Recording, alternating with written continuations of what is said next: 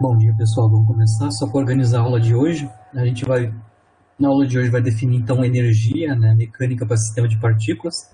Mas para isso a gente vai ter que definir anteriormente duas quantidades, que é a energia cinética total de um sistema de partículas e depois tratar a energia interna, né, ou energia potencial, né. Em um sistema de partículas a gente vai ter que separar essas energias potenciais devido às forças externas sobre o sistema e aquelas internas do sistema. E, finalmente, mostrar qual é, a expressão da energia total mecânica, né, do sistema, certo? O ponto de partida aqui para calcular a energia cinética, que é a primeira das energias de sistema que a gente vai analisar, vai ser utilizado, então, a noção de trabalho, né? Então, as vetores posições das partículas são R-alfa, onde o índice alfa vai de 1 até o número de partículas, né? Para a gente calcular o trabalho total, né, realizado sobre o sistema, devido à força resultante, né? Para ir de uma configuração 1 até 2, basicamente a gente vai somar os trabalhos realizados pela força resultante sobre cada uma das partículas, ou seja, a gente vai fazer uma soma sobre alfa, né, do trabalho para ir de 1 até 2, sobre cada uma das partículas alfa do sistema. Lembrando que o trabalho realizado sobre uma das partículas pode ser obtido a partir do integral de caminho, né? A integral de caminho F escalar dr, onde o índice alfa aqui é referente ao trabalho realizado sobre uma das partículas, que é a partícula alfa, e a gente depois vai somar sobre todas as alfaésimas partículas de 1 até o número de partículas, né? A F que está aqui tem que ser a força líquida resultante sobre a alfaésima partícula, né? Lembrando que essa força líquida resultante envolve tanto as forças internas quanto as forças externas, né? Mas basicamente é a força líquida. Lembrando que no caso de uma partícula, né, o trabalho realizado sobre uma partícula para ir de uma configuração 1 até uma configuração 2, que é aquele produto escalar, a integral do produto escalar FDR, né, pode ser escrito, né, explicitamente como uma diferencial na energia cinética T. Né, estou definindo T como energia cinética. Então, isso aqui a gente viu lá no teorema trabalho variação da energia cinética, né? Então, já usamos aquele fato e reescrevemos aquela integral de caminho em termos do integral na energia cinética para cada partícula alfa, para ir da configuração 1 até a configuração 1, a 2, mantendo então o somatório, né? Fazendo a integração, né, nós temos então a diferença entre a energia cinética da partícula alfa na configuração 2 menos a energia cinética da partícula alfa na configuração 1. Né? Isso somado sobre todas as alfas dá uma diferença da energia cinética total do sistema. E aí nós conseguimos já entender quem é a energia cinética total de um sistema. Basicamente, a soma sobre todas as partículas, né, das suas energias cinéticas. Então, nós vamos somar de alfa de 1 até um número de partículas, as energias cinéticas individuais de cada uma delas, dado pelas suas massas e pelas suas velocidades. Né? Então, o índice alfa é a massa e a velocidade para cada uma das partículas. Então, a energia cinética de um sistema de partículas é escrito como o somatório das energias cinéticas das partículas individuais do sistema, que constituem o sistema. Essa é a expressão primeira de energia cinética, né? E o teorema trabalho energia cinética está se mantendo, né? O trabalho total realizado sobre o sistema, devido à força total líquida resultante, né, sobre o sistema é igual à variação da energia cinética, e como é no caso de uma partícula, né, como a gente mostrou no início do semestre. Agora eu vou reescrever a expressão da energia cinética em termos do centro de massa, muito parecido como a gente fez com o caso do momento angular. Né? Então, para isso, eu vou precisar dessa notação aqui, esse gráfico, né? essa figura. Né? Eu tenho um sistema de referência inercial, tenho a origem O desse sistema de referência inercial. Aqui está o meu sistema, eu tenho a representação da partícula alfa, a alfaésima partícula do sistema aqui. Ela é localizada pelo seu vetor posição R-alfa, né, medida a partir da origem do sistema de referência inercial. O centro de massa do sistema também é localizado a partir desse sistema de referência inercial com o vetor R, né, vetor posição do centro de massa R. E a posição da partícula, a esma partícula relativa ao centro de massa é denotado pelo vetor posição R alfa'. Então, linha significa a posição da partícula alfa relativo ao centro de massa. A gente consegue ver desses três vetores que o vetor R alfa, né, que localiza a partícula a partir do sistema de referência inercial, pode ser igual, é igual à soma desses dois vetores, o vetor posição do centro de massa, mais o vetor posição da partícula relativa ao centro de massa. A gente já utilizou isso quando a gente estava analisando, então, momento angular de sistema. Eu posso tomar a derivada temporal de ambos os lados dessa equação, e aí eu vou ter relações entre velocidades, né? Velocidade da partícula alfa, velocidade do centro de massa, e velocidade da partícula alfa relativa ao centro de massa, né? Então, eu vou tomar o ponto sobre cada um, né? A derivada temporal sobre cada um desses vetores, né? Lembrando que no lado esquerdo, a derivada temporal do vetor posição da partícula R alfa, isso dá a velocidade da partícula referente, né, ao sistema de referência inercial. Na expressão aqui da energia cinética do sistema, nós temos o vetor velocidade de cada partícula ao quadrado. Então, nós vamos calcular a velocidade da partícula ao quadrado, com essa velocidade aqui no sistema de referência inercial, tentar reescrever ele em termos do centro de massa, né? Então, o vetor v quadrado, v alfa quadrado, é o produto escalar, né, do vetor velocidade, né, com ele mesmo, é o r ponto. Lembrando que o r ponto, então, é escrito como a soma, né, da velocidade do centro de massa, r é um ponto, mais a velocidade da partícula relativa ao centro de massa, que é o r ponto linha. Né? Então, aqui eu estou escrevendo explicitamente cada um dos vetores r ponto alfa. Certo? Então, tem uma soma e um produto escalar, nós vamos ter três produtos escalares, né, r ponto com r ponto, né? R alfa' com R alfa', né? E duas vezes R alfa' ponto com R ponto. Né? O nome do produto escalar ele A escalar B igual a B escalar A, né? Então eu vou ter duas vezes o produto escalar cruzado do R ponto com o R alfa'. Né? O que nós temos aqui, né, o Rzão ponto, onde R é o vetor posição do centro de massa, isso basicamente é esse produto escalar é o quadrado da velocidade do centro de massa. Né?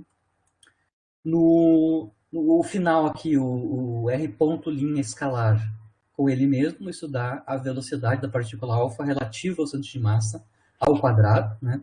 E nós temos o termo cruzado aqui no meio. Esse termo aqui cruzado do meio, a gente vai mostrar daqui a pouco que ele é nulo. Né? Mas igual, se nós temos o V quadrado, vamos então substituir o V quadrado, V alfa quadrado, na expressão da energia cinética de um sistema, né? Então é o somatório sobre alfa, 1 meio m alfa, V alfa quadrado. E aí substituímos no V alfa quadrado esses três termos, né? E aí nós temos três termos a calcular, né? Que envolvem os somatórios.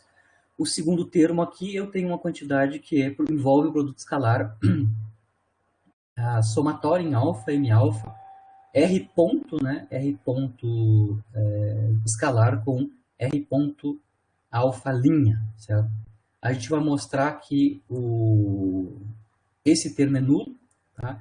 Então, o termo que eu estou analisando do meio é esse daqui, né? O somatório sobre alfa é 1 meio de m alfa, duas vezes o produto escalar R ponto escalar com o R alfa' ponto, né? A derivada temporal aqui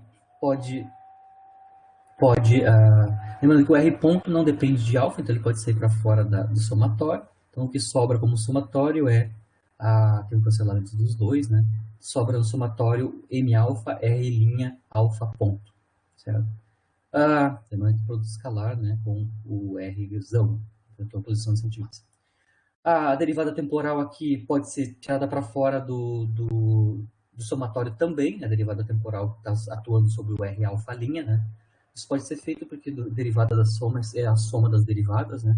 Então eu posso colocar a derivada para fora e o que sobra dentro do somatório é somatório em alfa, m alfa, R' alfa, que na aula passada nós mostramos, quando a gente estava analisando o momento angular, né? Nós mostramos explicitamente que esta quantidade aqui é nula, né, para se mostrar que ela é nula. Então, todo esse segundo termo aqui é nulo. E aí nós temos a expressão final, lembrando ainda que somatório sobre as massas, né, dá a massa total do sistema, o Mzão. Né? Então, nós temos basicamente que o primeiro termo, que é somatório em alfa, 1 meio, m alfa, velocidade de centimassa ao quadrado. Como a velocidade de centimassa ao quadrado não depende de alfa, basicamente o somatório em alfa vai se dar só sobre as massas, e aí a gente consegue ver que o primeiro termo aqui, esse primeiro termo no somatório, este daqui, né, basicamente é 1 meio a massa total do sistema, a velocidade do centro de massa ao quadrado, né? E aí nós temos já quanto equivale a energia cinética total do sistema, escrita em termos do centro de massa, né? Só sobram dois termos. A energia cinética total, então, vai ter essa expressão, né? O primeiro termo envolve, então, a energia cinética do centro de massa, basicamente, né? A massa total multiplicada pela velocidade do centro de massa ao quadrado, né? E um segundo termo que envolve a soma sobre as massas das energias cinéticas, porque 1 meio m alfa v' ao quadrado, alfa é as energias cinéticas, então nós estamos fazendo a soma sobre as energias cinéticas individuais das partículas do sistema, mas a velocidade aqui está sendo medida a partir do centro de massa. Então, eu estou somando as energias cinéticas das partículas dos sistemas relativo ao centro de massa. Então, a gente consegue mostrar aqui que, usando as informações do centro de massa, a energia cinética total do sistema também pode ser escrita como sendo igual à soma da energia cinética do centro de massa mais a energia cinética de movimento, né, das partículas individuais relativo ao centro de massa. Isso é importante para corpo rígido, que a gente vai ver nas próximas aulas. Nos corpos rígidos, as distâncias entre as partículas é fixa, ou, dito de outra maneira, né, as distâncias entre as partículas e o centro de massa não se alteram. Com isso, elas não vão ter velocidades relativas ao centro de massa. Então, por um corpo rígido, a energia cinética total do sistema, basicamente, vai ser só a energia cinética do centro de massa.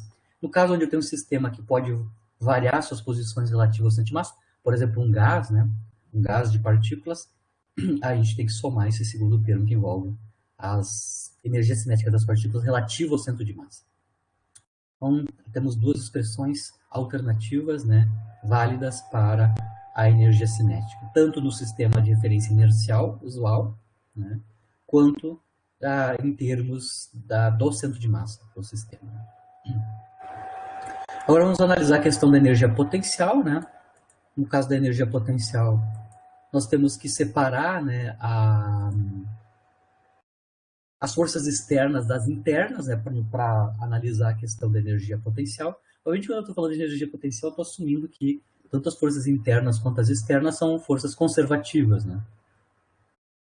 De maneira que a gente consiga escrever energias potenciais associadas a estas forças, tanto internas quanto externas. Então, tem que lembrar, né, que a força total resultante sobre a partícula alfa, uma das partículas do sistema, envolve tanto as forças externas sobre a partícula alfa quanto as forças internas sobre a partícula alfa. As externas, claro, são dos campos externos, e a interna são dados pelos pares ação e reação da interação da partícula alfa com todas as outras partículas, né, do sistema. Lembrando, então, que a expressão das forças internas sobre alfa, F sobre alfa, é o somatório em beta, onde beta vai sobre todas as partículas do sistema, claro que não com alfa diferente, com beta diferente de alfa, obviamente, dos pares ação-reação, F alfa beta, onde essa notação aqui é as forças sobre alfa devido à partícula beta e somamos sobre todas as beta partículas, né? Nós vamos obter, então, a expressão das energias potenciais também utilizando a noção de trabalho, né?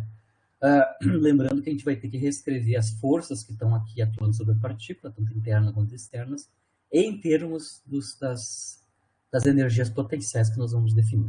Mas lembrando, então, a definição de trabalho, né, sobre o sistema, para uma configuração até 2, te mostrou, né, vai ser a somatória sobre as alfaésimas partículas do sistema, do trabalho realizado sobre uma das partículas, a alfaésima partícula do sistema, que é calculada a partir da integral de caminho, para ir de 1 até 2, da configuração 1 até 2, do produto escalar, força total sobre a partícula alfa, escalar dr alfa, onde dr alfa é o elemento infinitesimal de caminho, né, relativo à partícula alfa. Lembrando que no caso da partícula alfa, temos duas forças, né, líquidas atuando, uma devido às forças externas e outra devido às forças internas. Então, aqui na força total, eu estou somando as internas e as externas. significando que o trabalho aqui realizado sobre as partículas do sistema, em termos das integrais de caminho, né, das forças, vão envolver dois termos, né? O primeiro termo, então, só envolve a integral de caminho das forças externas, e o segundo termo envolve a integral de caminho das forças internas sobre a partícula alfa. Aqui, no segundo termo, eu estou abrindo, então, as forças internas como sendo o somatório em beta, né, dos pares ação-reação F alfa beta. Né? Então, aqui nós temos duas integrais de caminho a calcular, né, explicitamente.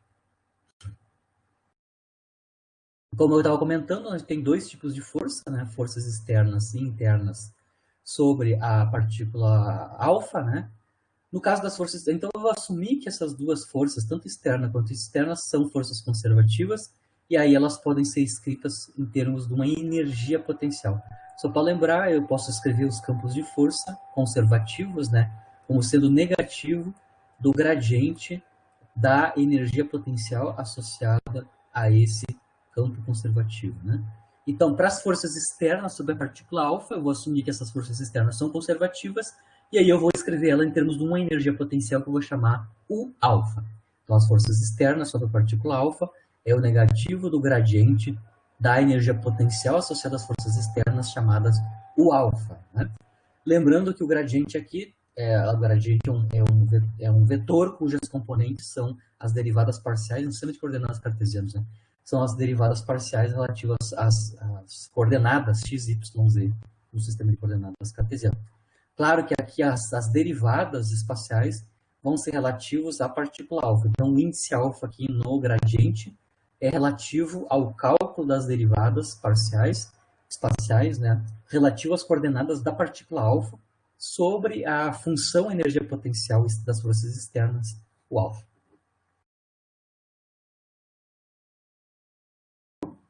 A gente vai assumir também que as forças internas sobre a partícula alfa também são conservativas, e nós vamos poder também escrever ele em termos do negativo do gradiente de uma energia potencial. No caso da energia potencial interna, eu vou chamar essa energia potencial interna de U barra alfa beta, né?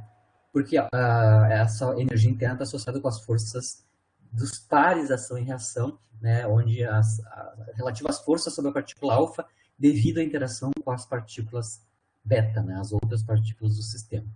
Também o gradiente está sendo tomado sob as coordenadas da partícula alfa. Então aqui nós estamos escrevendo as duas forças, né, sobre a partícula alfa, tanto a externa quanto a interna, em termos das energias potenciais. Aí a gente separou duas energias potenciais, o alfa externo, o barra alfa beta, energia potencial interna relativa à partícula alfa.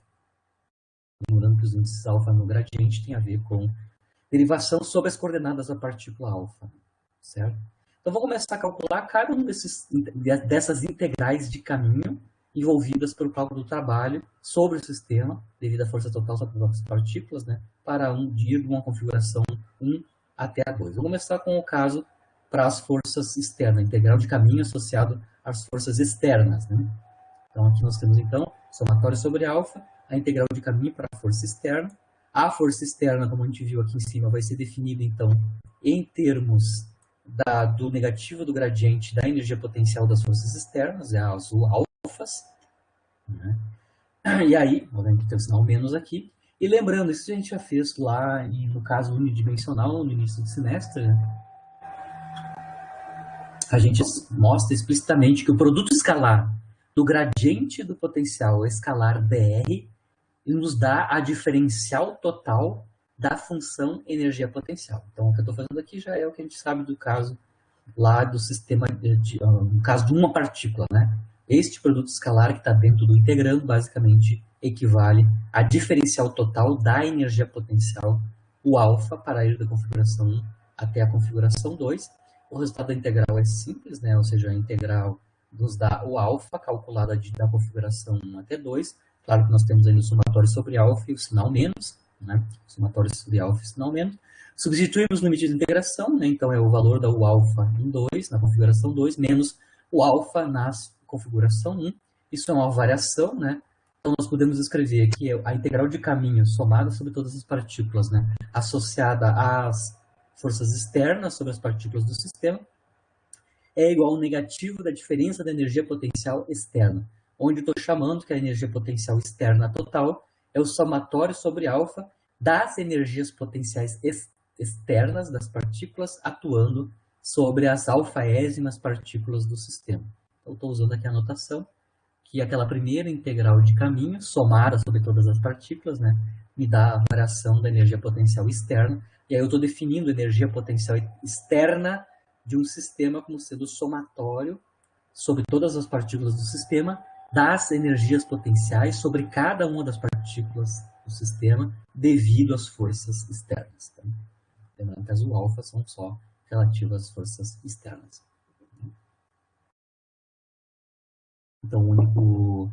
Só tem que lembrar aqui que o integrando foi transformado na diferencial total, onde que nós já mostramos isso, né, no início do semestre. Né? A diferencial total da função de energia potencial é escrita como gradiente de U escalar dr.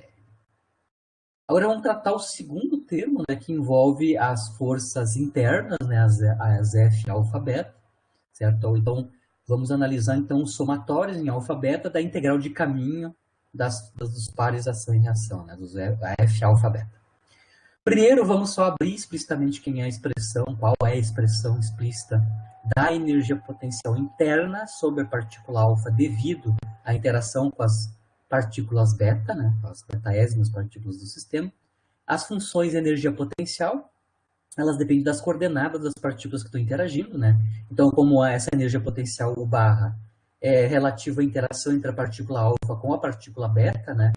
Esse potencial, essa energia potencial U barra, vai depender, então, das coordenadas cartesianas das duas partículas, né? X alfa, Y alfa, Z alfa, que são as coordenadas da partícula alfa, e X beta, Y beta, Z beta, que são as coordenadas da partícula beta. Então, a energia potencial associada à interação da partícula alfa com a beta depende explicitamente das coordenadas dessas duas partículas, né? Por exemplo, se a interação é coulombiana, a gente sabe que a energia potencial de interação é inversamente proporcional ao módulo da diferença, né, da R alfa menos R beta, né? Ou seja, a diferença dos vetores de posições das duas partículas módulo, né? Se eu estou, por exemplo, analisando uma força conservativa que é tipo coulombiana. Mas é só para lembrar que, no caso geral, a função de energia potencial da interação de duas partículas deve depender explicitamente das coordenadas das duas partículas, né? Tanto da partícula alfa quanto da partícula beta. Aqui eu vou calcular quanto é que é a diferencial total dessa função, né? Energia potencial interna, devido à interação da alfa com a beta, né? Se ela depende de 6 coordenadas, né? 3 da alfa e 3 da beta, a gente consegue calcular, usando o cálculo, né? Diferencial, quanto é que é a diferencial total dessa função de 6 variáveis, né? É como a gente fez no caso lá de 3 variáveis, né?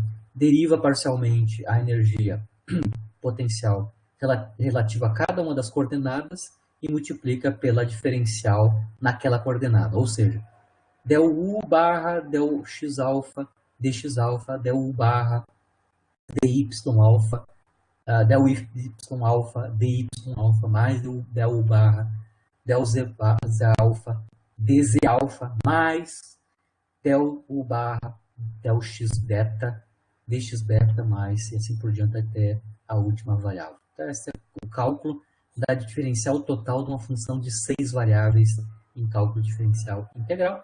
A gente consegue ver, como a gente fez no caso, para uma partícula, né? E esses 3 primeiros termos, que são relativos às derivadas relativas à partícula alfa, né? Basicamente é igual ao produto escalar, como a gente viu lá no caso de uma partícula, né? É igual ao produto escalar do gradiente de U barra escalar dr alfa, né? Porque aqui o vetor posição, o vetor dr, né?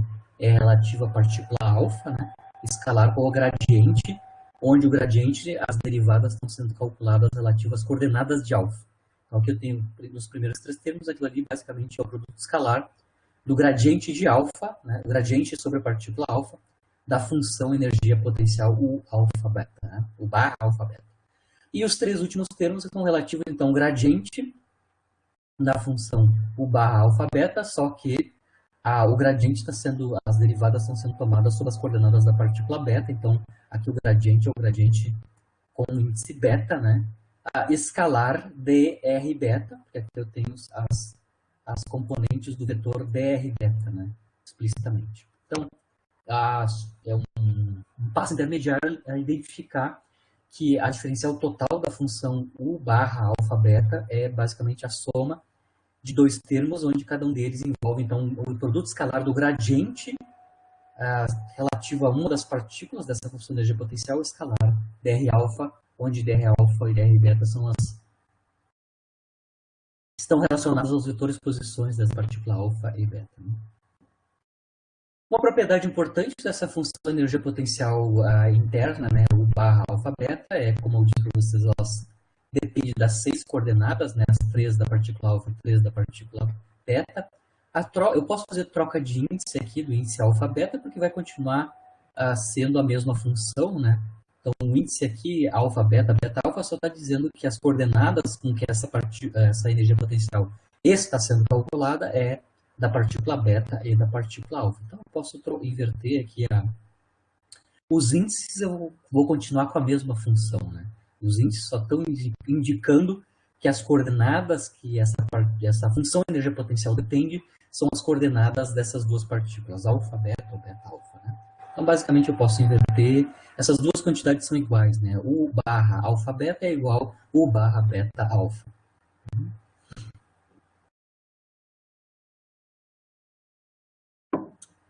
Aqui, então, eu posso, no segundo termo, eu tenho o gradiente sobre as coordenadas de beta da função U barra alfa beta. Eu vou usar essa propriedade aqui que eu posso inverter a anotação alfa beta por beta alfa, né? Ou seja, eu posso escrever o gradiente sobre as coordenadas de beta da função U barra alfa beta como sendo o gradiente sobre as coordenadas de B, U barra beta alfa, então eu só troquei o índice, né? E aí eu vou conectar, obviamente, isso aqui com esse gradiente sobre as coordenadas de beta, né? Da função U barra beta alfa com a definição de força, né? Força é igual ao negativo do gradiente da energia potencial. Então, essa expressão que está aqui, gradiente sobre as coordenadas de beta, de uma função energia potencial beta alfa, ou seja, sobre beta devido a alfa, é justamente o negativo, né, da força sobre beta devido à partícula alfa, né? Ou seja, isso é menos F beta alfa da definição da relação entre força com gradiente na energia potencial. Lembrando que da terceira lei, versão fraca, né, o F beta alfa é igual a menos F beta alfa é igual a menos F alfa beta. Paralisação e reação, terceira lei, versão fraca. Então, o negativo de F beta alfa é exatamente F alfa beta. Certo? Então, voltando aqui na definição da diferencial total da função energia potencial, U barra alfa beta, da interação entre a partícula alfa e a partícula beta, que é um somatório de dois produtos escalares, né? O primeiro, esse produto escalar, vamos deixar como tal e vamos escrever, então, o segundo produto escalar, onde o segundo produto escalar, eu tenho, então, um gradiente sobre as coordenadas de beta da função U barra alfa beta, que nós acabamos de mostrar, né? Que é basicamente a função menos F beta alfa, né? É menos F beta alfa. Então, aqui, lembrando, no primeiro caso, o gradiente de U barra alfa beta é o negativo de F alfa beta, né? Ou seja, a relação entre força e energia potencial. No segundo termo, a gente já viu, né? A gradiente sobre as coordenadas de B, U barra alfa beta, né? Podemos trocar beta por alfa aqui, isso vai dar menos F beta alfa, como a gente mostrou aqui em cima agora há pouco, né? Com isso, nós podemos, então, isolar, né, nos produtos escalares a função F alfa beta. Na verdade, eu vou fatorar aqui a menos F alfa beta, né, que aparece aqui e aqui, depois que eu, claro, substituo pela terceira lei de Newton, né, que menos F beta alfa é igual a F alfa beta, paralisação e reação. Isolo a função menos F alfa beta, beta, isso é produto escalar com os vetores dr, né, dr alfa menos dr beta. Aqui eu vou definir um vetor dr alfa beta, que é a diferença entre esses dois vetores aqui, drf alfa menos dr alfa, r beta, né? Basicamente, então, a gente consegue escrever a diferencial total, no final das contas, como sendo negativo da força de interação entre a partícula alfa e beta, F alfa beta, escalar um vetor, que é dr alfa beta, que é a diferença entre os vetores, elementos infinitesimais de caminho, né, relativo à partícula alfa e relativo à partícula beta. Muito bem. Então, isso é só uma conta intermediária. Nós conseguimos identificar, então, a diferencial total da função U barra alfa beta com um produto escalar mais simplificado, que é o menos F alfa beta escalar dr alfa beta. Muito bem, voltamos agora, fizemos toda essa conta intermediária, voltamos ao que nós queremos calcular, que é o segundo termo do trabalho realizado sobre o sistema para ir de 1 até 2, que envolve as forças de interação, ou seja, somatório sobre alfa, somatório sobre beta, e a integral de caminho, que envolve a força de interação F alfa beta. Voltamos de novo a esta conta. Está aqui, basicamente. Lembrando que tem um truque na aula passada ou retrasada, nós mostramos, em algum momento nós mostramos, né, que esse somatório duplo em alfa beta pode ser escrito em termos de um único somatório, né? Então aqui eu tenho somatório duplo em alfa e em beta, claro, com um beta diferente de alfa, né? Dos produtos escalares F alfa beta escalar dr alfa, né? Esse somatório duplo pode ser escrito em termos de um somatório simples em alfa, desde que com a condição que alfa seja menor que beta. Então nós fixamos beta e rodamos todos os alfas menores que beta, né? Então fixa, por exemplo, beta com o número máximo, que é o número de partículas, depois vamos reduzindo os alfas, criando todos os alfas abaixo de beta, né? Então, ao invés de usar o somatório duplo, usamos um somatório simples com alfa menor que beta. E quando a gente faz esse somatório simples, reescrevemos F alfa beta como sendo a soma de F alfa beta mais F beta alfa. Esses dois termos, quando eu faço o somatório simples, equivale a um somatório duplo da função F alfa beta. Então aqui eu tenho dois produtos escalares a calcular, que eu estou escrevendo aqui explicitamente, né? Um que envolve o produto escalar F alfa beta escalar dr alfa, e um segundo produto escalar que envolve o produto escalar R beta alfa, e obviamente, lembrando quem é F beta alfa, é a força sobre beta devida à partícula alfa, né? Então, ele vai fazer produto escalar com o diferencial de caminho, né, o elemento de caminho, relativo, obviamente, à partícula beta, né? Então, como a força é sobre beta, o dr que tem aqui tem que ser o dr relativo a beta. Lembrando que F beta alfa, devido ao ser um par ação reação, ele vale menos F alfa beta, certo? Então, aqui a gente consegue escrever a integral de caminho somado sobre alfa beta como um somatório simples, né, de alfa menor que beta, e uma única integral de caminho, que é a integral de caminho de F alfa beta escalar, de novo, com vetor diferença dr alfa menos dr beta, que é aquele vetor dr alfa beta que nós acabamos de mostrar ali em cima, por definição. Tá? Então, o segundo termo do trabalho envolve esse somatório, um somatório de alfa menor que beta, do integral de caminho que envolve o produto escalar df alfa beta escalar o vetor dr alfa beta. Só para lembrar o que é esse vetor dr alfa beta, está aqui de novo a anotação.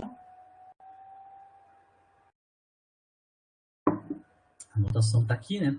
Então, aqui eu tenho meu sistema de coordenadas cartesiano, a origem do sistema de referência inercial. Aqui eu estou representando as duas partículas do sistema que estão aqui no nosso problema, que é a partícula, a alfaésima partícula e a betaésima partícula, né? Cada uma dessas partículas estão sendo localizadas a partir da origem do sistema de referência inercial pelos seus vetores posições, né? A partícula alfa pelo vetor posição R alfa e a partícula beta pelo vetor posição R beta. Este vetor R alfa beta que nós construímos aqui, né? É o vetor diferença, né, entre o R beta menos o R alfa, né, é o vetor diferença, que basicamente é esse vetor, né, o vetor que localiza a partícula alfa relativo à partícula beta. Então, vetor R alfa beta é o vetor que localiza a partícula alfa relativo à partícula beta, né? E o dr alfa beta é a diferencial, é o elemento de caminho, né? Relativo a esse vetor posição R alfa beta. O detalhe, o importante aqui é que esse vetor R alfa beta é o vetor que está sobre a linha que conecta as duas partículas, né? A partícula beta e a partícula alfa que estão interagindo, onde a força de interação é a força F alfa beta, força sobre alfa devido à partícula beta. Esse produto escalar que nós vimos aqui, né, que envolve F alfa beta escalar dr alfa beta, é justamente como a gente fez uma conta intermediária, né? Vejam bem, o negativo de F alfa beta escalar dr alfa beta é justamente a diferencial total da função energia potencial U barra alfa beta, que está associada com o barra é a energia potencial associada às forças internas sobre a partícula alfa, né? Então, nós podemos, então, substituir, né, obviamente, esse produto escalar como sendo o negativo, né? Isso aqui, acabamos de mostrar que é esta integração aqui. F alfa beta escalar dr alfa beta é o negativo da diferencial total da função U barra alfa beta, né? Tiramos o negativo para fora, calculamos a integral, né, de 1 até 2 da diferencial total da função U barra alfa beta, né? Isso então vai nos dar de novo uma variação, né? Agora a variação com somatório com alfa menor que beta, da variação da energia potencial U barra alfa beta. Né? Então, aqueles dois termos que aparecem no trabalho total sobre o sistema, né? Esses dois termos aqui, né, que equivale ao trabalho total sobre o sistema, ambos envolvem variações, na verdade, negativos das variações das energias potenciais. No caso do primeiro termo, ela envolve variação da energia potencial externa, né, negativo da variação da energia potencial externa. E o segundo termo, acabamos de mostrar, ela envolve, então, o negativo da variação das energias potenciais internas, as funções de energias potenciais internas, U barra alfa beta. E aí, finalmente, a gente consegue escrever o trabalho total, né, sobre o sistema para ir da configuração 1 para a configuração 2, como eu estava falando, se o negativo da variação da energia potencial externa, mais o negativo da variação das energias potenciais internas do sistema. Isso, então, obviamente, é igual à variação do negativo. Então, é igual ao negativo da variação da energia interna total do sistema. E eu consigo agora, finalmente, entender quem é a energia potencial interna total do sistema. A variação da energia potencial interna do sistema, aqui, né?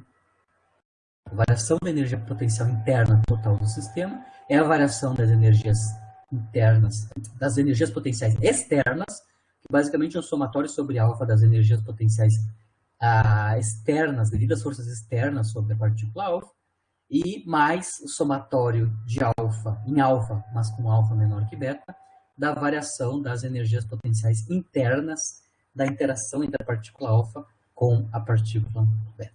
Então, a gente consegue mostrar que o trabalho negativo da variação da energia potencial total do sistema, que eu estou chamando de ΔU syst. ΔU syst é a variação da energia potencial interna, a variação da energia potencial total do sistema, que envolve tanto as forças internas quanto as forças externas. Né?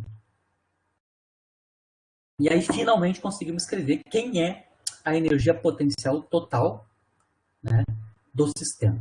Tá? Ela envolve as contribuições das energias internas quanto das externas. Então, a energia do sistema, energia potencial do sistema, a U syst, né, é a energia externa, a energia potencial externa total. A energia externa total é o somatório sobre as partículas alfa do sistema, das energias internas, das energias externas sobre cada uma das partículas alfa, né? E a energia interna do sistema, que é o somatório sobre todas as partículas, das funções de energias potenciais U barra de interação da partícula alfa com a partícula beta. Então, conseguimos definir a energia potencial total do sistema U syst, como sendo a soma da externa mais a interna, onde cada uma delas, as externas e externas, envolve somatório sobre todas as partículas do sistema, das energias potenciais externas sobre a partícula alfa e as de interação da partícula alfa com as outras partículas do sistema. Aqui só para lembrar explicitamente quem são as definições das energias potenciais totais externas e internas do sistema. Feito isso, né, só para lembrar alguns casos particulares, né? No caso de um corpo rígido, como eu estava comentando, né, onde as distâncias entre as partículas, as distâncias relativas entre as partículas é fixa, no caso de corpo rígido, lembrando que a energia potencial, a função energia potencial interna, né, entre a interação da partícula alfa com a partícula beta, ela depende só das coordenadas dessas duas partículas, né? As coordenadas da partícula alfa e as coordenadas da partícula beta.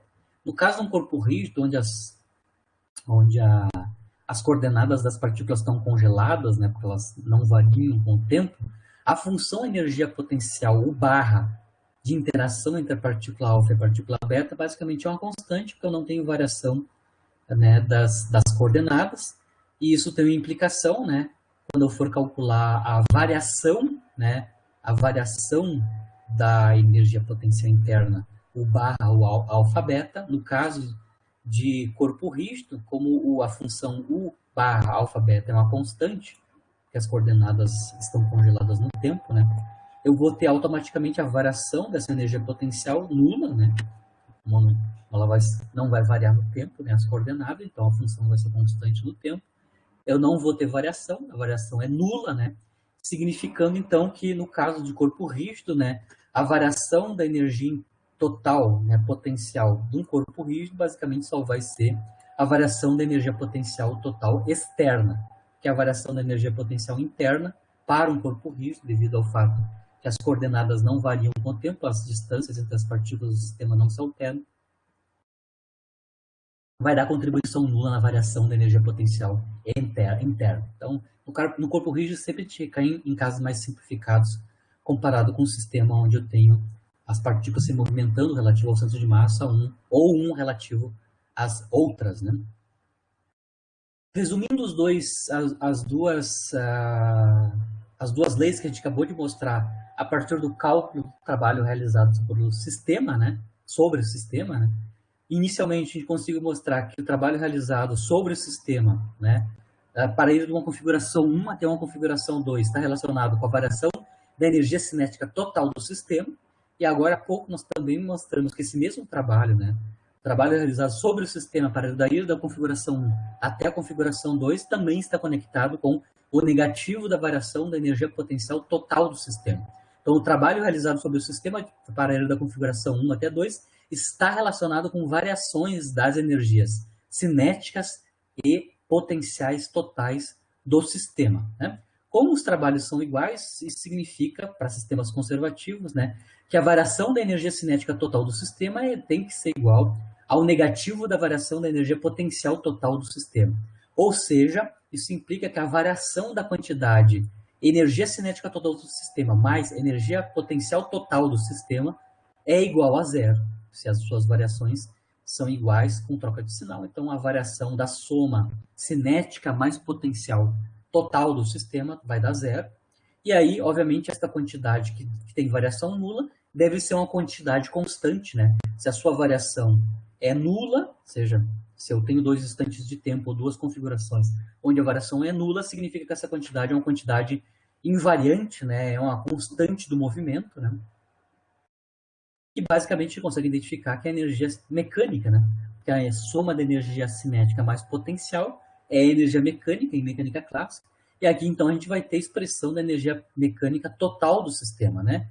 A EMEC do sistema é a soma, então é definida como a soma da energia cinética total do sistema, que a gente aprendeu como calcular, mais a energia potencial total do sistema, que aqui na energia potencial total do sistema, a gente envolve tanto as forças externas, né, as contribuições das forças externas, quanto das forças internas do sistema, né? Lembrando que para corpo rígido, só envolve as forças externas são relevantes, né? Então, a energia total para um sistema conservativo, um sistema de partículas onde tanto as forças internas quanto externas são conservativas, a energia total, a energia mecânica, né, do sistema é conservada e é uma constante de movimento. O que eu vou fazer agora são dois problemas de aplicação desses conteúdos que a gente acabou de derivar, né? Relativo às energias de um sistema de partículas, tanto cinética, quanto potenciais, quanto mecânicas. O primeiro problema de aplicação é relativo ao problema da aula passada, onde a gente analisou na aula passada, usando conservação de momento angular e momento linear, né, o caso de dois patinadores, né, que estavam livres antes, né, andando um contra o outro com módulos de velocidades iguais, V0, né, com uma distância transversal entre eles de d, né. Esses patinadores estavam livres, andando um contra o outro, com uma separação d. Em algum momento eles se dão as mãos e aí eles começam a girar em torno do seu centro de massa, né, com velocidade angular constante. Na aula passada a gente calculou essa velocidade angular a partir da conservação dos momentos angulares e lineares. Foi um exercício de aplicação na aula passada. As velocidades tangenciais das duas partículas, ou dos dois patinadores, depois que eles estão girando em torno do seu centro de massa com velocidade angular constante, nós denotamos por U1' e U2', enquanto as velocidades originais, né, de translação deles eram V0 e menos V0. Aqui eu vou usar o mesmo problema para calcular a variação da energia cinética do sistema, né? Variação ΔT, a energia cinética do sistema. Lembrando que as massas dos patinadores eram iguais, né? Então o M1 é igual a M2 igual a M. Então eu vou usar o mesmo problema da aula passada para calcular agora a variação da energia cinética desse sistema, né? Muito bem. Eu poderia até antecipar o que vai acontecer com a variação da energia cinética do sistema. Vai dar zero, né? Porque eu posso analisar isso do ponto de vista daquela expressão da energia cinética em termos, né? A expressão da energia cinética em termos do centro de massa, né? A energia cinética total do sistema, basicamente a energia cinética do centro de massa, mais o somatório das energias cinéticas das partículas relativo ao centro de massa. A gente mostrou na aula passada que o centro de massa ele era nulo, né? A velocidade do centro de massa era nula sempre, certo? A velocidade do sistema de centro de massa era nula sempre, significando que a energia cinética do centro de massa é nula, se a velocidade do centro de massa é zero. E como o sistema de centro de massa, o centro de massa é congelado, né? Ele está fixo, né? E a distância entre as partículas relativas ao centro de massa não variam, o somatório das energias cinéticas relativas ao centro de massa das partículas do sistema também daria zero. Então, só usando essa expressão aqui, lembrando da aula passada que a velocidade de centro de massa é nula, a gente consegue ver que os dois termos aqui são zero, né? E as energias cinéticas basicamente não vai variar, né? Eu não vou ter variação da energia cinética, ou seja, o ΔT deve ser zero. Mas vamos calcular de outra maneira. Então, voltando aqui. Então, lembrando, na aula passada, a gente mostrou explicitamente, né, que a velocidade de centro de massa, o vetor de velocidade de centro de massa é zero, né? Isso dá para ver aqui da condição inicial, né? Eu tenho duas partículas de mesma massa, andando em direção à outra, com a mesma velocidade. Se eu usar a definição da velocidade de centro de massa, a gente mostrou que a velocidade de centro de massa, por definição, é nula neste caso, usando a condição inicial, né? Então, se a velocidade de centro de massa é nula, como eu estava comentando, né? A energia cinética seria a energia cinética do centro de massa, que vai dar zero, obviamente, né? Porque a VCM é zero, mais o somatório sobre todas as partículas do sistema, que são duas partículas só, né? Das energias cinéticas dessas partículas relativo ao centro de massa. Onde aqui eu vou usar, né, a velocidade das partículas relativo ao centro de massa, que são os R alfa linha ponto, né? Velocidades das partículas relativos ao centro de massa, né? Ao quadrado, né? Então, basicamente, como a energia cinética do centro de massa é zero, a energia cinética das partículas, basicamente, são só as energias cinéticas delas relativos ao centro de massa. Como eu tenho duas partículas, né? Duas partículas, a nossa soma em alfa vai ser de 1 até 2 apenas, né? De 1 até 2. Então, aqui eu estou colocando explicitamente o somatório, né? A energia cinética da partícula 1, que é o meio M1, velocidade da partícula 1 ao quadrado relativo ao centimassa. Então, é o R1', é o vetor posição da partícula 1 relativo ao centimassa. E o segundo termo é a energia cinética da partícula 2 relativa ao centimassa, então, onde eu uso então o vetor posição R2', ponto, né? Velocidade da partícula 2 relativa ao centimassa. Essa é a expressão da energia cinética do sistema de duas partículas, né? No caso onde o centro de massa tem velocidade nula. Né? Como as duas partículas do sistema são iguais, a gente pode fatorar as massas ainda, né? Então, eu posso escrever, finalmente, a energia cinética do sistema, total do sistema de duas partículas, como 1/2 a massa das partículas, né, que são iguais, soma das velocidades, né, soma das velocidades das duas partículas relativa ao centimassa. O linha é relativo ao centimassa. Bom, para calcular a variação da energia potencial, eu preciso calcular quanto é que é... Para calcular a variação da energia cinética, eu preciso calcular quanto é que é a energia cinética no instante inicial, nesta configuração, e depois quanto é que é a energia cinética final, que é quando eles já estão girando em torno do centro de massa com velocidade angular constante. Então, são duas configurações que eu vou chamar de inicial, que é esse primeiro caso aqui, e uma final, que é esse segundo caso aqui, onde eles estão girando em torno do centro de massa. Então, eu vou chamar de TI a energia cinética inicial do sistema, onde eles estão transladando um contra o outro, né? As velocidades relativas ao centro de massa, V1', V2', no caso inicial, né?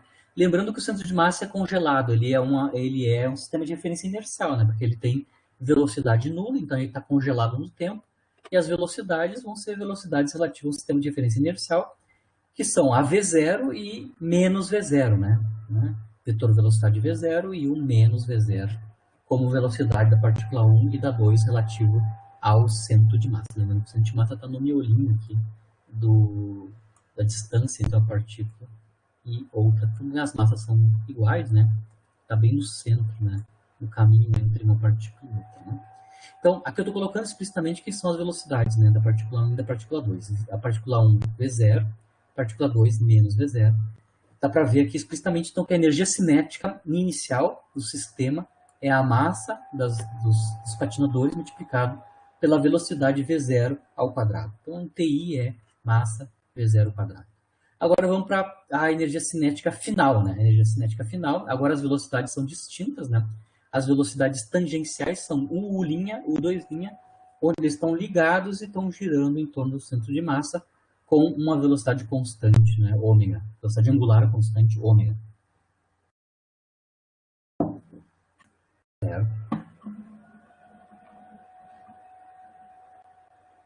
Então, aqui, eu estou substituindo quem são as velocidades, né? Lembrando, como a velocidade de centro de massa é nula, isso implica que esses dois vetores, né, o U', e o U2', como a gente viu na aula passada, né, eles têm que ser vetores anticinéticos, de novo, para a gente manter sempre a velocidade de centro de massa conservada e sendo sempre zero. Né? Então, a conservação da velocidade de centro de massa, né, e devido ao fato que ela é sempre nula pelas condições iniciais, né, implica que o vetor o vetor U2' tem que ser o negativo do vetor U1, de maneira que eu tenha VCM final zero também, né? Eu estou substituindo aqui, então, o vetor U2', vetor velocidade tangencial U2', em termos do negativo do vetor U1'. Bom, de novo, como no caso anterior, a gente vai ter, então, a energia cinética final como sendo a massa multiplicada pelo quadrado do vetor velocidade tangencial U1', relativo à partícula 1, depois que eles estão girando em torno do centro de massa. Como a velocidade tangencial, o movimento é circular, né? O movimento é circular. Deixa eu mostrar aqui. Né? O movimento circular é circular em torno do centro de massa, né? E a distância entre o centro de massa e as partículas do sistema é a metade da distância d, ou seja, d sobre 2. Na aula passada a gente mostrou também que a velocidade tangencial, como o movimento é circular, né? A velocidade tangencial U' é escrita em termos da velocidade angular, ômega, constante, e o raio da trajetória circular, que é d sobre 2, né? Metade de d. E aí, então, eu posso ainda reescrever quanto é que é a quantidade U1' quadrado, né? U1' quadrado é o quadrado desta quantidade, W2 e o quadrado de d sobre 2, que é d2 sobre 4, né? E aí, finalmente, eu consigo escrever a energia cinética final em termos da velocidade angular, né, ao quadrado, e a distância entre as duas partículas originalmente, que é a distância d. Né. Na aula passada, a gente obteve que a velocidade angular é escrita em termos da velocidade inicial das partículas e da distância transversal entre elas. A gente mostrou no final da aula passada que ômega é 2v0 sobre d. E aí, finalmente, depois que eu faço isso, consigo mostrar, né, que a energia cinética final do sistema de duas partículas continua sendo mv0². Ou seja, a energia cinética inicial é igual à energia cinética final, ou seja, a variação da energia cinética total do sistema é nula, certo? Ou seja, é uma quantidade conservada. A energia cinética é sempre a mesma, né? Para qualquer tempo, né? No caso aqui, a gente está olhando dois instantes distintos, particulares, mas a energia cinética está sendo conservada aí, né, explicitamente. Por que isso está acontecendo, né? Por que isso está acontecendo? Porque eu não tenho energia potencial, né, aqui, no caso, eu não tenho forças externas sobre as partículas, né, como a gente mostrou na aula passada, né. Ainda provavelmente eu só vou ter uma força interna de interação entre a partícula alfa e beta, né, mas basicamente a gente consegue mostrar aqui que a variação da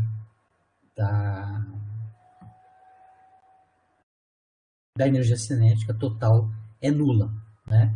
Por quê? Porque se eu for analisar os trabalhos, né? Os trabalhos aqui que eu tenho são...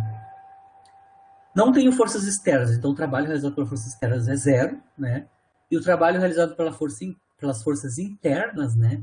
Como eu tenho um par ação e reação, né? Eu vou ter o cancelamento dos trabalhos, né? Devido ao par ação e reação na interação da partícula 1 com a partícula 2.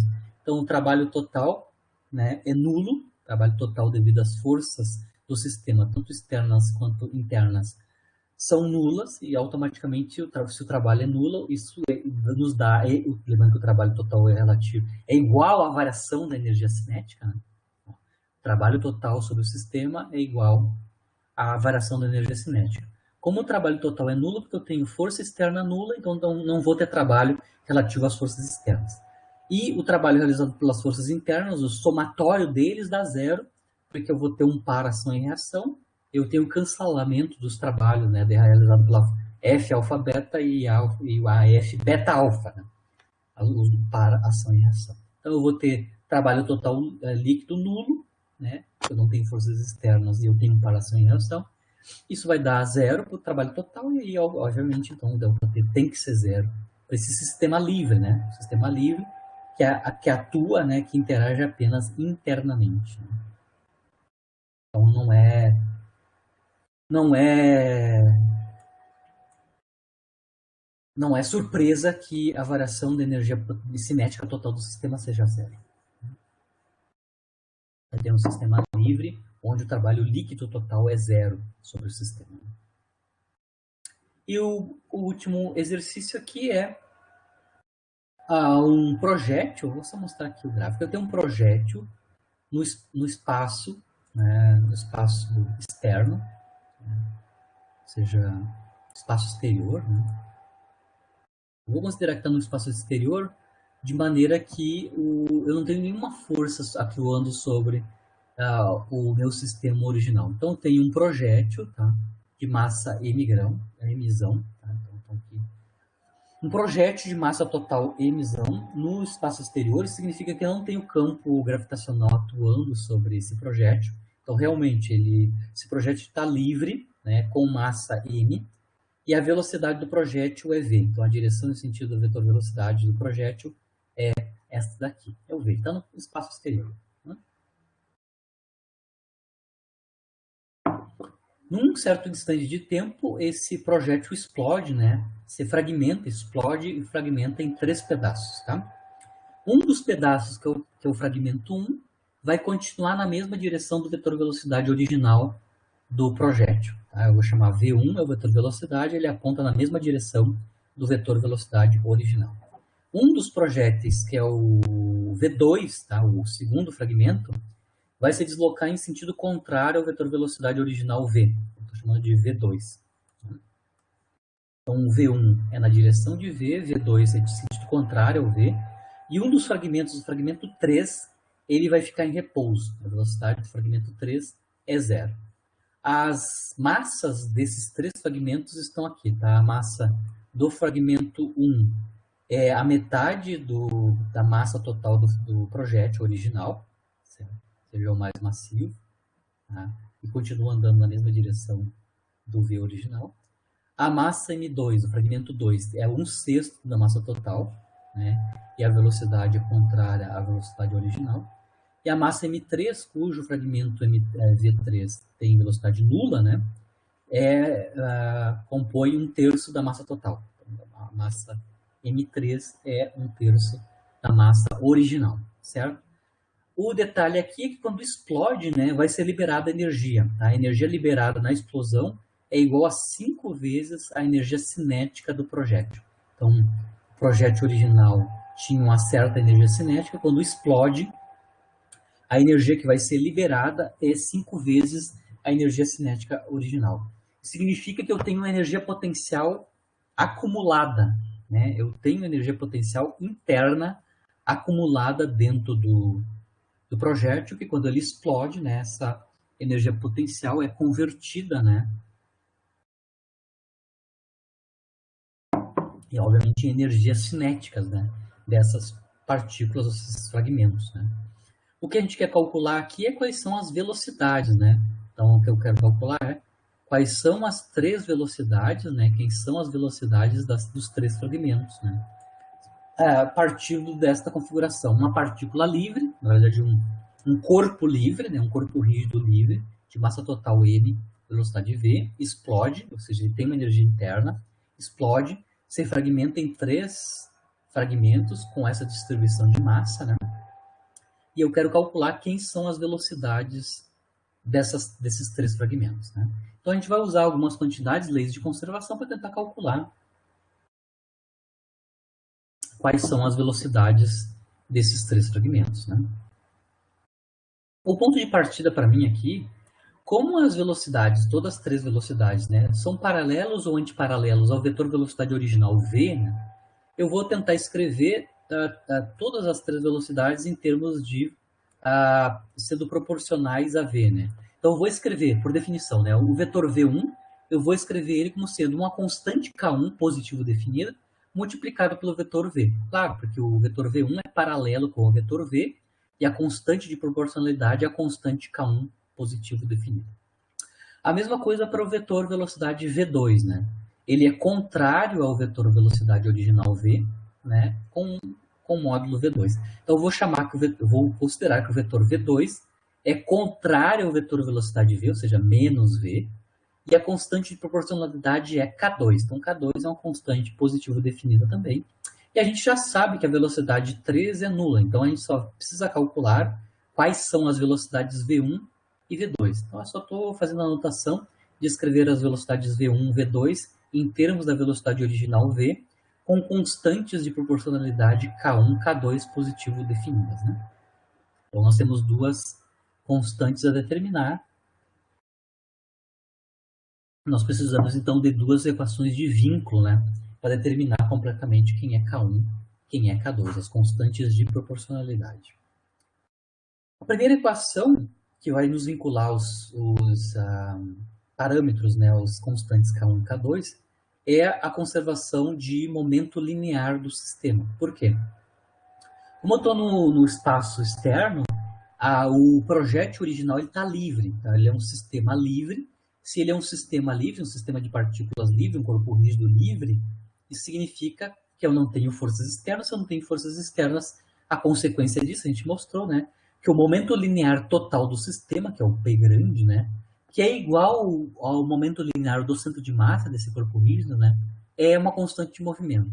Ou seja, significa que o momento linear total do sistema é uma quantidade conservada. Ou seja, eu posso usar a conservação do momento linear no instante inicial, onde eu tenho o projétil inteiro, e depois ao instante final, quando eu tenho os 3 fragmentos resultados da explosão do projétil original.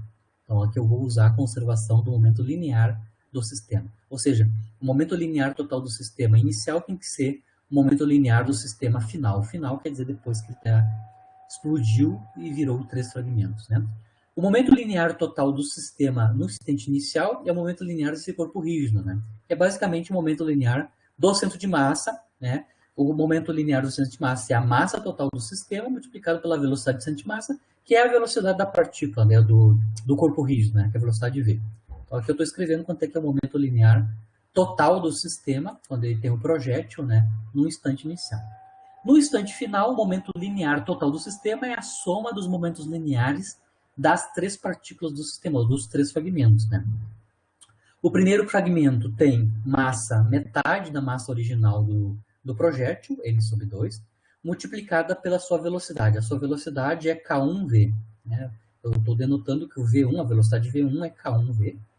Mas o segundo projétil tem massa m/6, né? Um sexto da massa total do projétil original, e tem velocidade, né, menos k2v. Então, lembrando que aqui eu estou somando os momentos lineares e momentos lineares das partículas, as suas massas, multiplicada pelos seus vetores de velocidade.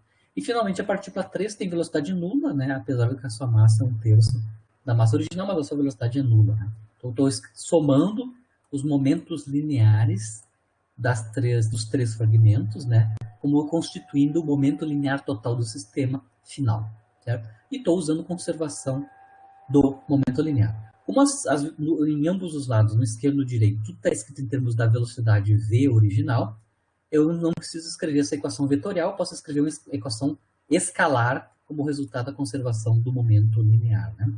Eu vou escrever tudo em termos do módulo de v. Né? Ou seja, posso pegar esta equação vetorial e projetar ela na direção do v-chapéu, né? O vetor unitário na direção de v, né? E aí eu vou ter uma equação escalar, né? Que tem essa mesma ordem. A massa total vezes v é igual a m/2 k1v menos m/6 k2v. Basicamente é isso, né? Se eu dividir... Bom, na verdade, como a massa total já aparece em ambos os lados, ela pode ser cancelada, né? Então, a conservação do momento linear do sistema nos dá uma relação entre os parâmetros K1 e K2. Né? Eu tenho que V é igual a V/2 menos V/6, né? Claro, onde o K1 e o K2, os parâmetros K1 e K2 aparecem explicitamente aqui no lado direito da nossa equação de conservação de momento linear. Se eu pegar essa equação, que é a equação de conservação de momento linear projetada na direção do V-chapéu, se eu multiplicar ambos os lados por 6 sobre V, né, para matar os denominadores, né, lembrando que K1 é maior que K1 e K2 são positivos definidos, né, eu vou ter um primeiro vínculo para as constantes K1 e K2 positivo definidas. Né. A conservação de momento linear me dá que 3K1 menos K2 tem que ser 6. Ou seja, eu tenho uma primeira equação, que é a equação advinda da conservação de momento linear total do sistema, me informa uma relação entre os parâmetros, né? Entre as constantes K1 e K2. Então, lembrando que K1 e K2 são utilizados para escrever as velocidades do fragmento 1 e do 2, né? Relativo à velocidade original do projétil. Temos uma equação, né, que relaciona K1 e K2, advinda então do conservação do momento linear. A gente vai precisar de uma segunda equação. A segunda equação que a gente vai utilizar para relacionar os coeficientes, né, é a conservação da energia mecânica. Como eu tenho um sistema conservativo, na verdade eu tenho um sistema isolado, né, eu não tenho forças externas, só vai ter forças internas do sistema original, né, a gente pode usar então conservação da energia mecânica. Então, vou supor que, como eu não tenho forças externas, tudo bem, eu vou supor que as forças internas de interação entre as partículas do sistema, lá, quando ele estava coeso junto, né, são forças conservativas. Se for o caso, a energia mecânica é conservada, significando então que a energia mecânica inicial tem que ser igual à energia mecânica final. Então, eu vou calcular explicitamente cada uma dessas energias mecânicas, né?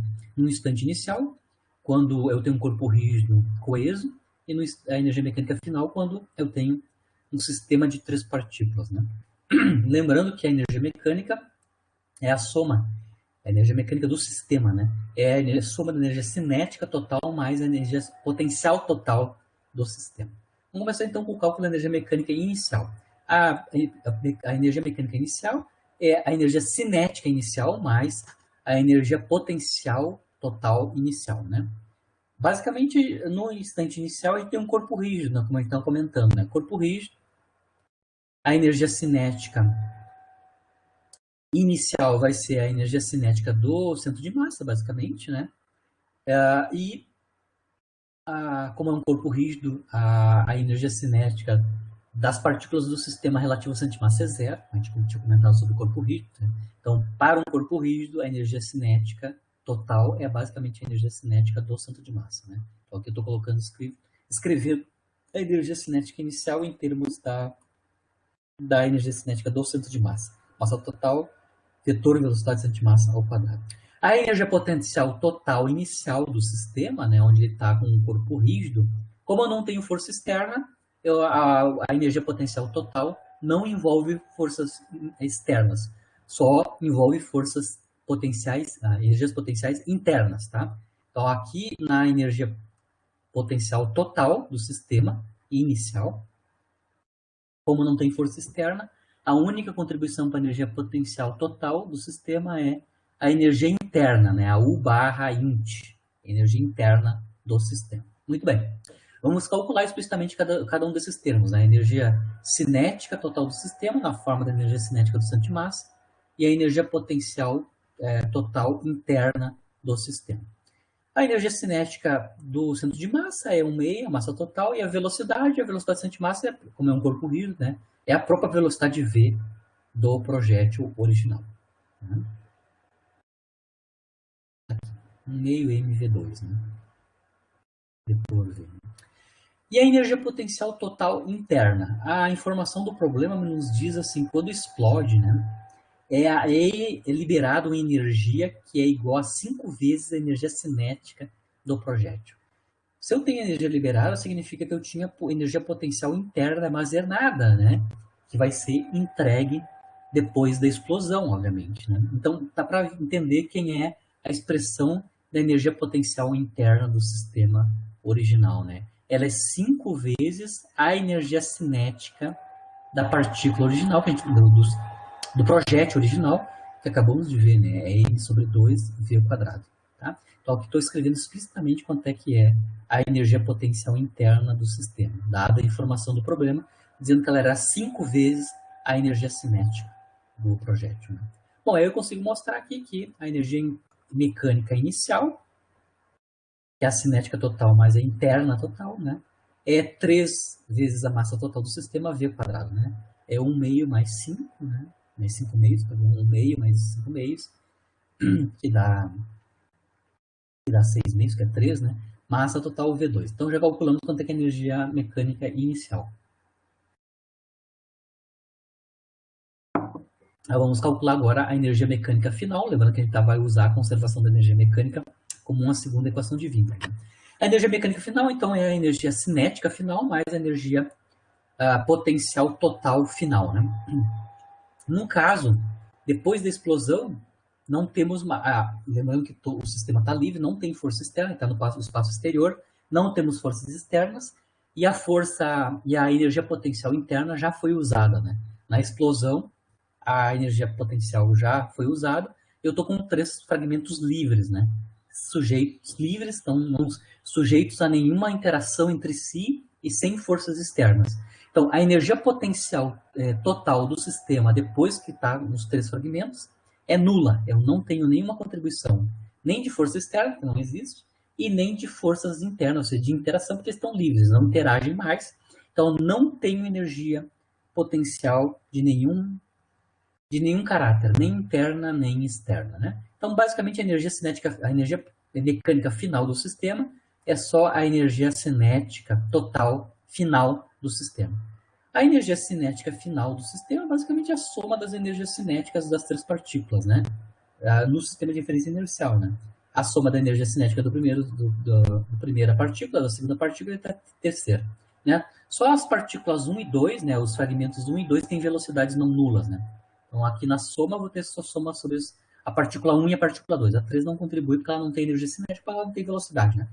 Então, vamos somar as energias cinéticas. Então, aqui eu estou calculando. Somatório de alfa igual a 1 até 3 das energias cinéticas T-alfas, né, finais.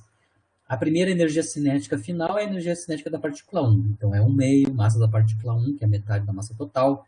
Velocidade, a velocidade dela, que é K1V ao quadrado, mais a energia cinética da partícula 2 final, 1 meio, a massa dela, que é metade é 1/6 da massa total, e a velocidade dela é menos K2V ao quadrado, mais a energia cinética da partícula 3, né, que não tem velocidade, então não tem energia cinética. Então, basicamente, aqui estou escrevendo explicitamente em termos das velocidades da partícula 1 e 2.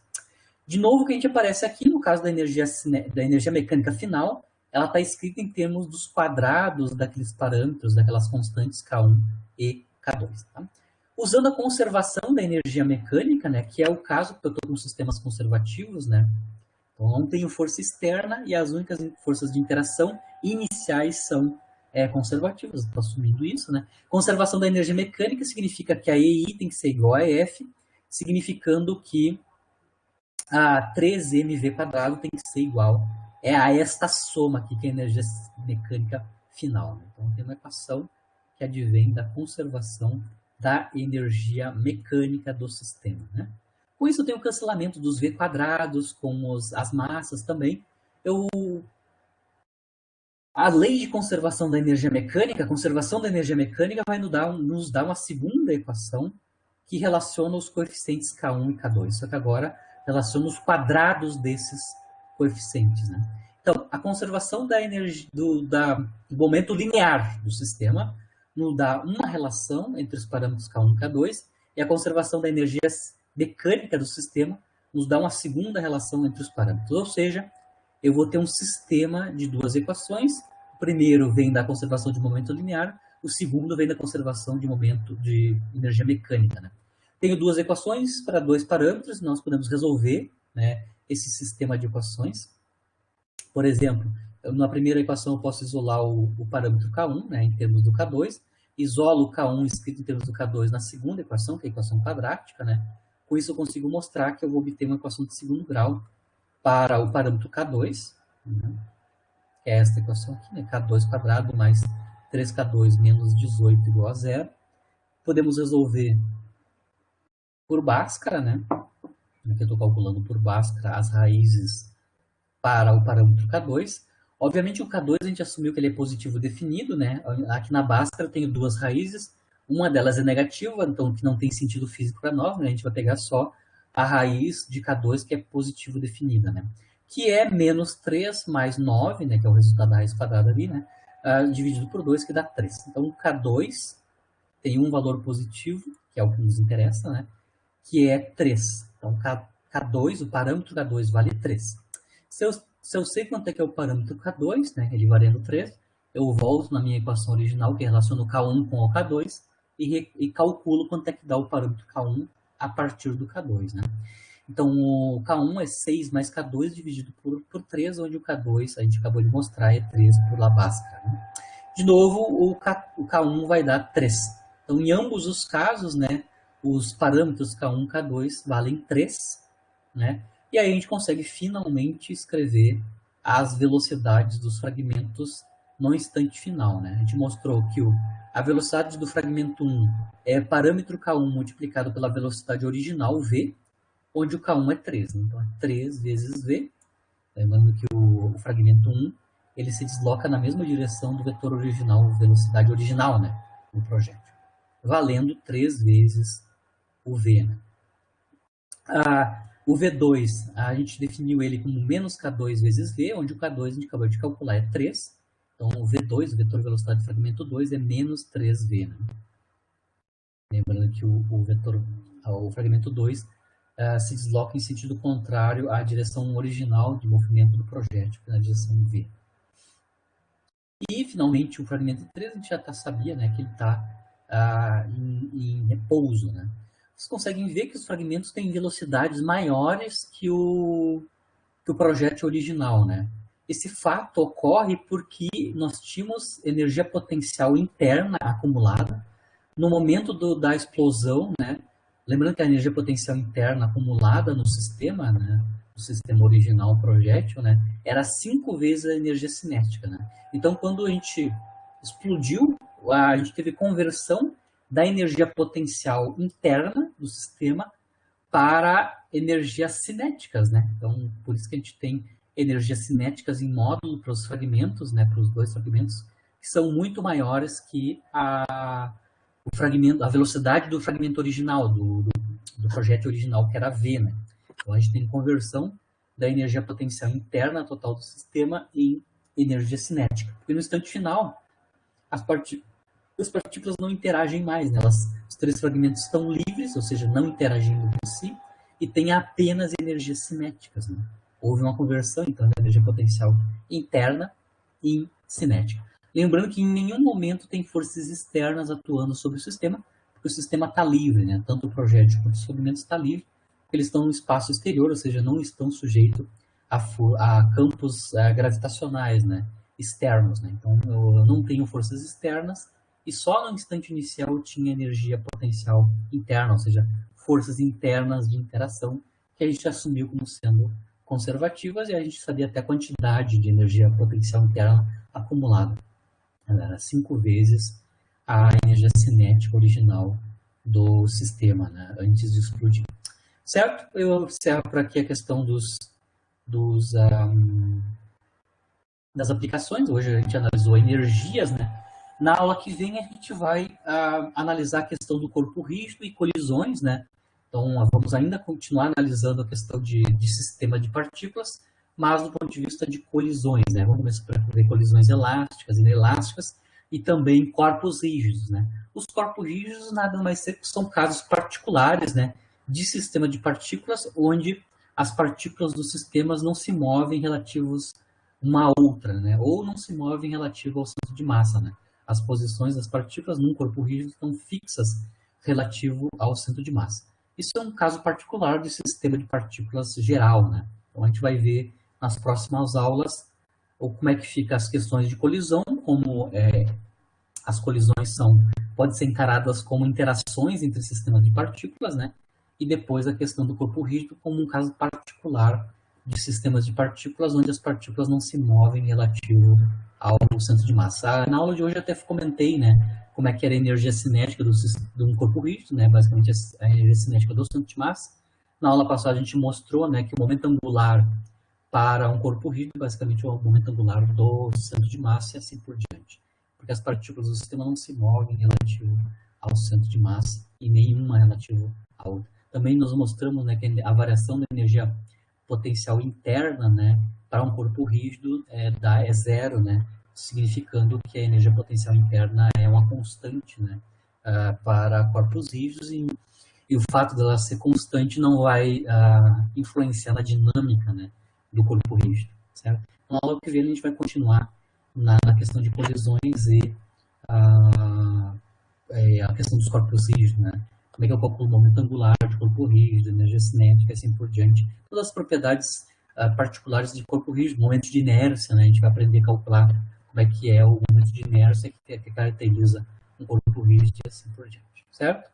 Então, nos encontramos na sexta-feira para colisões e começar a ver dinâmica de corpos rígidos, certo, pessoal?